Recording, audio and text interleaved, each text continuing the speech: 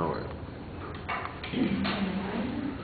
Imagine yourself existing in a dirty, smelly, cold prison cell that has water dripping from the ceiling and the walls, and you hardly ever see daylight. If you were a guest at Alcatraz, that is exactly what you experienced. Alcatraz was a federal prison located in the San Francisco Bay and was built on a solid rock 1 mile from the mainland. The only access to the island was by boat, and this island would soon become the home for thousands of criminals from all over the U.S. Alcatraz is known as a well-visited attraction in America where thousands of people visit each year now.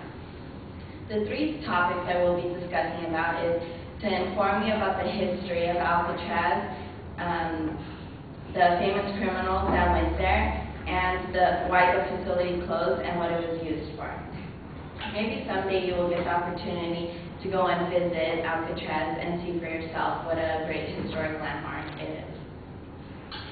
The first thing I would like to say is that Alcatraz was not only an island that housed many of criminals, but it was a place that held much history. The island received its name in 1775 by a Spanish explorer, Juan Miguel de Ayala, which bordered the San Francisco Bay and saw the island and decided to name it La Isla de los Alcatrazes, which translates into the island of the Pelicans. The good thing about the island was that it was surrounded by water and it was hard to get to, which made it good for the prisoners that were there because they couldn't escape from the island. 72 years later, in 1847, the U.S. Army took notice of the island and began to use it for military purposes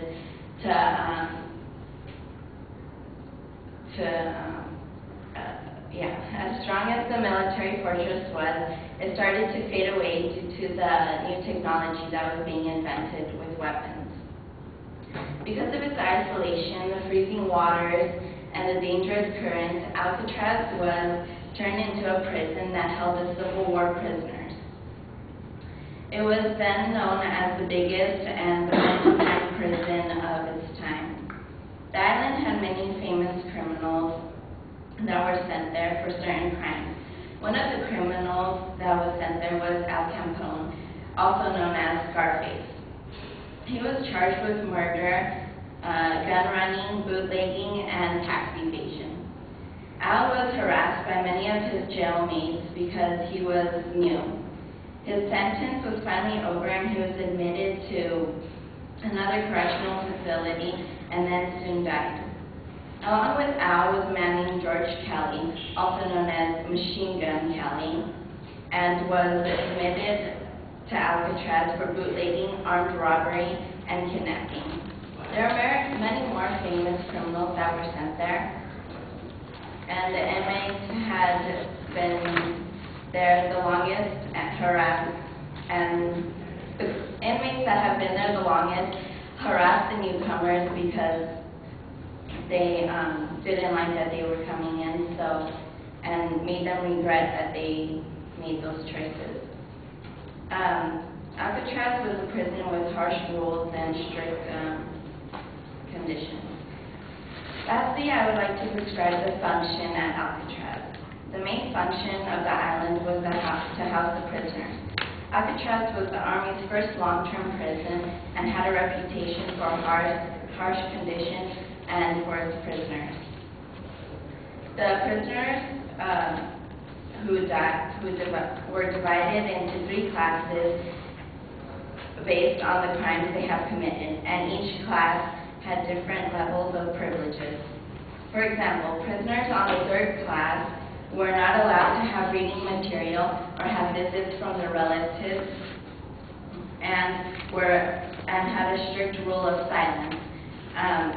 Prisoners who violated the rules lost their class ranking, had to work hard labor, and were put on a bread and water diet. The military were very harsh with the prisoners and had many restrictions for them. A few decades later, the military started to ease up on the prisoners and even provide provided a baseball field for them so they can all enjoy and play. The military then had to close down due to the cost. They couldn't afford to run it anymore. And then the ownership went to the Department of Justice, which turned it into a tourist attraction.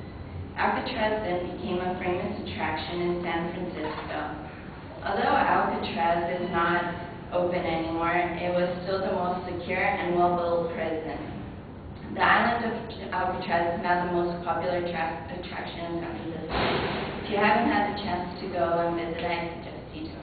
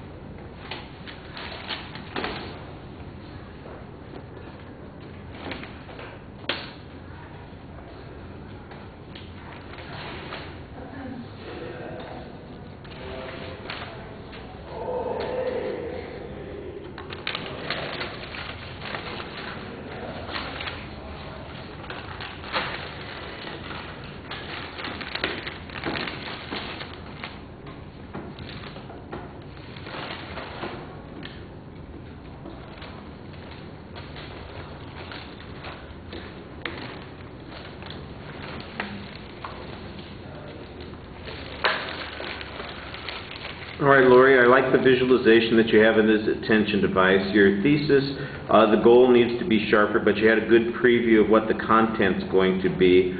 I didn't, though, follow that organization as closely internally as it was laid out at the beginning of the speech. And in fact, in the last part, it sounded like we were going over the chronological structure a second time. So I'm not sure that the material has been laid together in a way that makes the most sense. The conclusion, though, at the end of the speech, you have a good exit line, but I think you need a little bit more summary. That might help rescue some of the problems with the organizational material internally. On the presentation, there are a few issues that you need to pay attention to. You have a tendency in standing in the one spot to sway and do a little bit of hip pointing. It's kind of odd that you kind of sticking your hip out there to the left while you're talking, and it looks a little awkward, so you want to be a little more aware of what you're doing there. You don't really have any gestures because you're holding the cards the whole time, and there aren't even any indicators.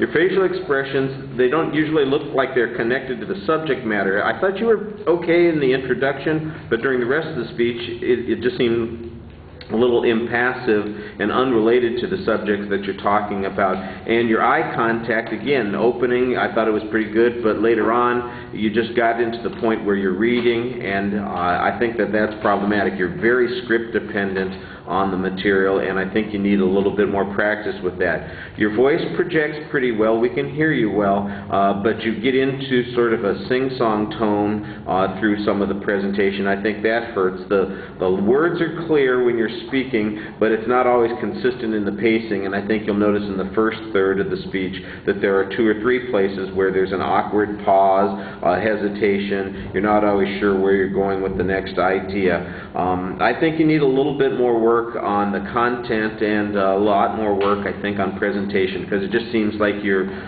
doing more reading than you want to do at this point in the semester. All right, thank you.